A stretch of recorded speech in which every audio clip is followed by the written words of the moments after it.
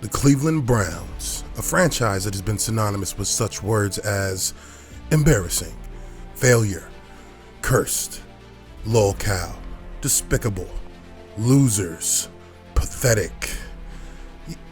You get the picture. One of only a few franchises in the NFL that have done the impossible, turning in a season without so much as a single victory to its name. 0-16, a special kind of suck. A kind of suck that can obliterate any hopes a fan base could ever have of happiness and content in a team that can consistently show a competitive edge on the altar of the American Sunday ritual. After decades of utter incompetence, there may finally be a ray of hope in this 2020 football season. A cautious optimism in the favor of the football gods. The Cleveland faithful hold their collective breaths in devout tidings of football relativity. Well, Cleveland, while I cannot and will not predict future greatness, your observant lineman will show you that in the year 2020, it may be more than fate that has shined upon your team of teams. The 2020 Cleveland Browns are winning, and they are winning because of execution and dogged determination. The Browns have the NFL's top rushing attack, and they are leaning on the execution of their offensive line and their all-star running back Nick Chubb. And you know what, Cleveland? They've been delivering big time for the Browns. Let's take a look at 5 run plays that demonstrate something that we do not normally associate with the play of this Cleveland Browns football franchise. Dominance.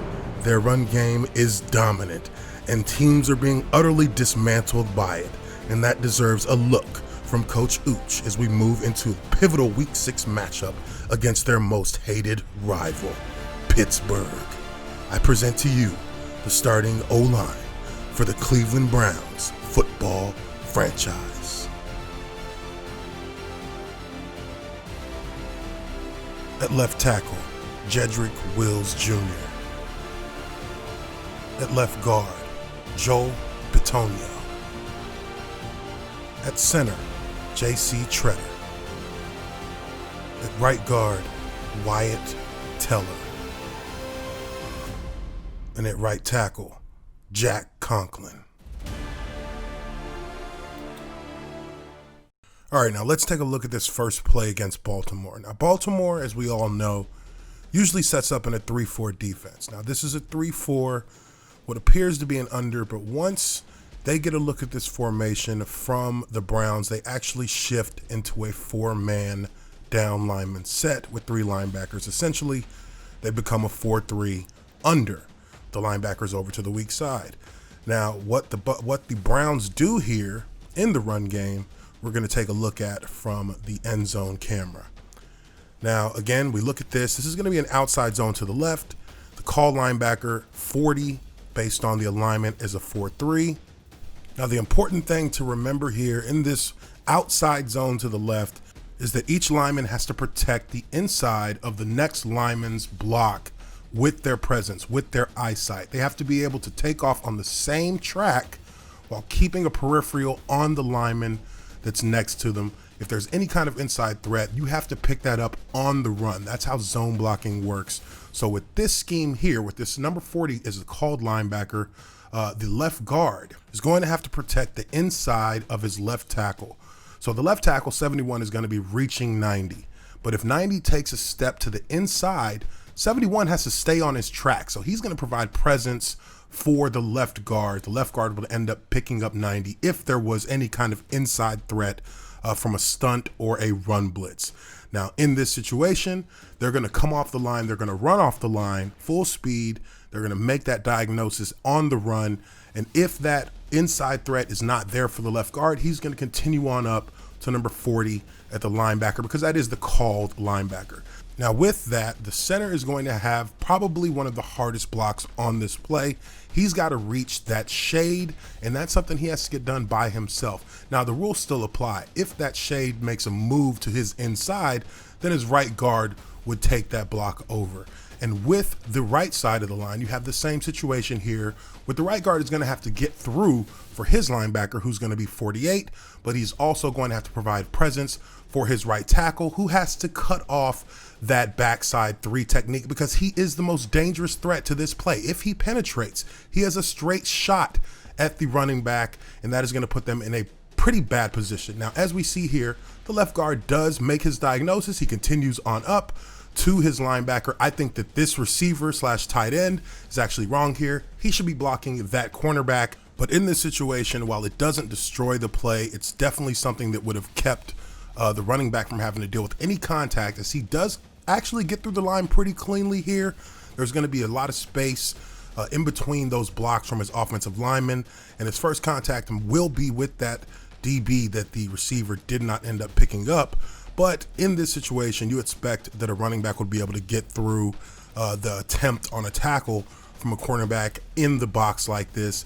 As you can see, there is a nice lane that is going to be opened up, and this play kind of cuts off early, but they had a nice gain on that run from their running back. Now let's take a look here at this next play. This is going to be in the red zone. Once again, the Baltimore Ravens are in a 3-4 defense, while the Browns are in a 3 tight end set. They've got 1 tight end on the left, 2 tight ends on the right, and they're going to be running another outside zone run here. Going to pick up big yardage.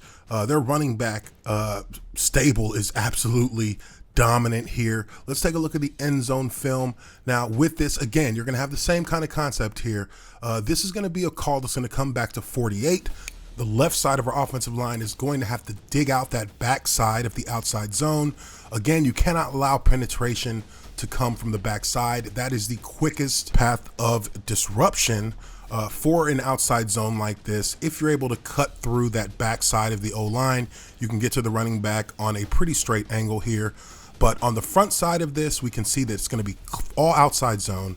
The linebacker that they're going to be blocking to here is 58. So you have to reach at that right guard.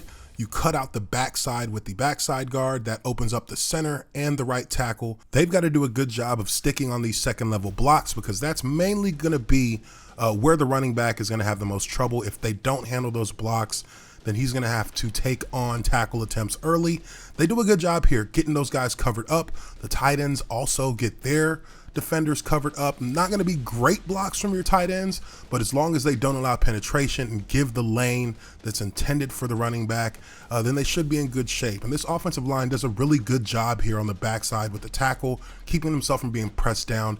Everybody is on a block, and that creates a lane for the running back. He doesn't even get touched until he gets up to the safety level, which is just an example of great execution with an offensive line like this. Now let's take a look at the Cowboys game. You have a 2 tight end set. They're going to shift over to the left side. And it seemed to me when I was watching this film that the Browns knew that the Cowboys run a 4-3 under. So they decided that they would manipulate that with their motions, moving tight ends from one side to the other to force the kind of look that they want from the Cowboys. So the Cowboys will be lined up in a 4-3 under with their 3 technique to the weak side. So they would use that against the Cowboys and motion to make them shift into their 4-3 under so that they could run at the weak side of that under defense. And that's what they did here. Now you see that you have the 3 linebackers who are representing part of that under. They're supposed to cover the backside, but in this situation, you've got a matchup issue because of that with the Cowboys that allows the Browns to take advantage and get good yardage on this run. Now, this is just an example of good game planning, good scheming, setting up for your offense to be successful. Now, with the Cowboys, they have to make the shift. They have to make the adjustment. They have to catch up to the Cleveland Browns here. Called linebacker is going to be 48. 98 is the key player that you have to get cut out in this play. And you see with the backside tackle here, he does an excellent job of cutting that defensive end, eliminating that defensive presence there and creating a huge gap for a linebacker to have to cover around 10 yards of space by himself. And again, they just execute the play and pick up good yardage. Now here we are again. We have a motion with the tight end from left to right. This is another way that the Browns have decided to manipulate the Cowboys defense. They have the Cowboys in their 4-3 under. Their linebackers are shifted over to the Browns left side, but the Browns are going to attack the right side of their defense. And even though they do actually shoot a defensive lineman through the inside gap, that doesn't affect, because of the zone, because these guys are on tracks, it doesn't necessarily affect the ability for the play to be successful, but it does cut out the defense and create a lane for the offense to run through. Now, the left guard is going to have to be a big player on this and be able to make that diagnosis on the backside as he's trying to reach for the nose, whether or not he needs to take 48. If 48 shoots the gap, then he'll pick him up. If he doesn't, then he'll continue on his track. Now, on the front side of this, you're going to have the same kind of rules that we've seen in previous plays. You've got to get your front side track on the same track as the running back. Now, we've got an offset fullback in here who's going to be cleaning up on any block leakage that he might have on his way up to the safety, and the running back himself is going to be on the same track with his O-line. Now, when they come off the ball here, 77 does kind of overreach here, and that's a little bit of a poor job, but he's able to save it just barely.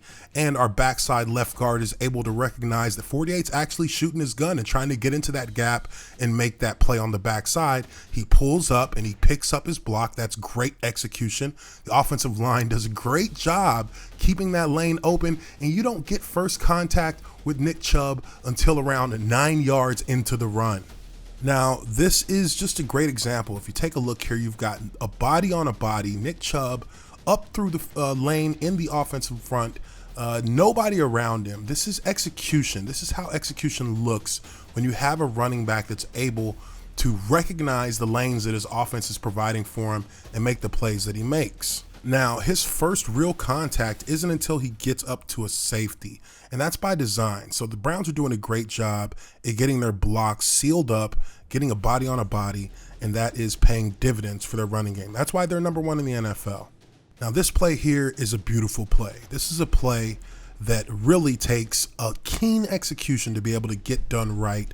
Again, they're going against a 3-4 defense against the Bengals, and they're running a motion from the tight end going left to right, and they're going to run power off of this. Now, this is a hard thing to do, to run power from this far out in the red zone with a multiple tight end set with the fullback. They lead into this with their fullback and with the pulling guard. Let's take a look at the end zone clip to really break this down and give it its due respect.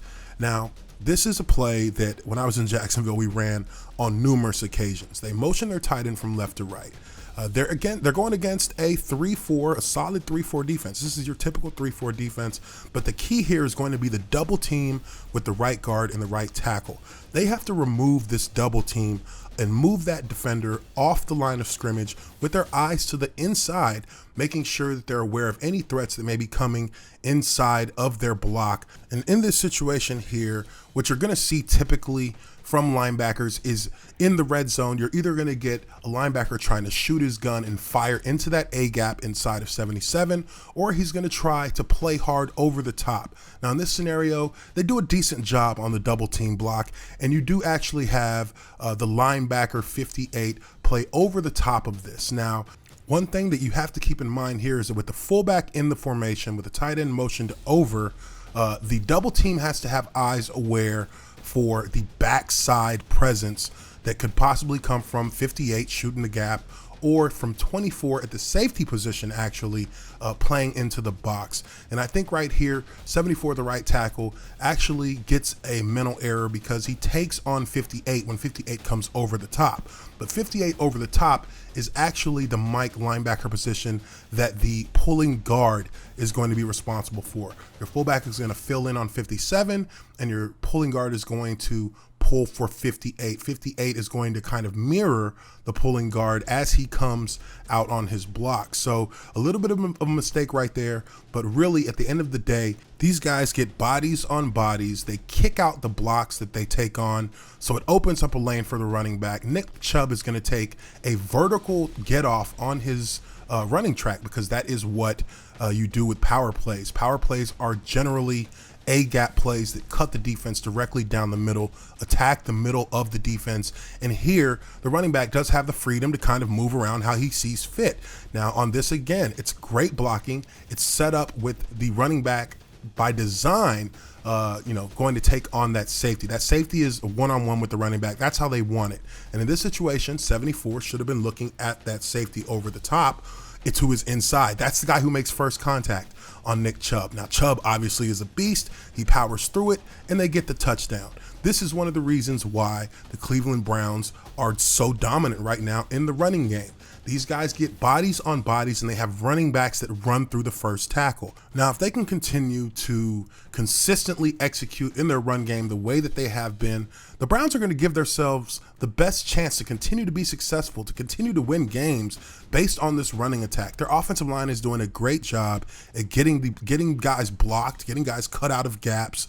And, the running backs are doing a great job with their vision and seeing where gaps are at and putting the blocks on their offensive linemen, making their linemen right. That's one of the biggest ingredients to having a successful team during the course of a season. Keeping the defense on their toes will allow you to expose secondaries with your play action, because you're going to get more guys in the box. You're going to have defenses that are unable to predict how you're going to play certain scenarios, because you can threaten them in multiple ways that are all viable and beating their defensive schemes. And really, it's something that the Browns fan base can look at and be cautiously optimistic that these Browns are finally turning a corner and becoming a franchise that can consistently win games because of both the strategy that they use to take advantage of defensive weaknesses and the talent that they have on the field that executes on a consistent basis. But let me know what you guys think. Leave your comments down below in the comments section. I'm your observant lineman, Uche Nwaneri. Appreciate you guys checking out this video, and we will catch you all on the next one. Peace.